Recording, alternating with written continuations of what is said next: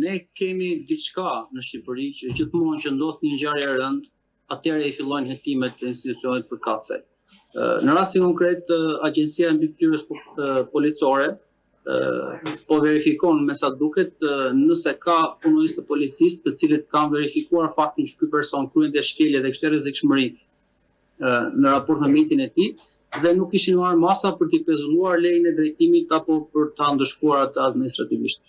Së pari duhet verifikuar a kanë qenë të verifikueshme këto situata apo pretendime të ndryshme dhe së dytja kanë përgjegjësi punonjës të përkatës të policisë. Megjithatë, unë mendoj që ne nuk duhet kujtohemi mbasi ngjarja e rëndë ka ndodhur. Pra, institucionet përkatëse duhet ta fillojnë punën e tyre pa ardhur pasoja.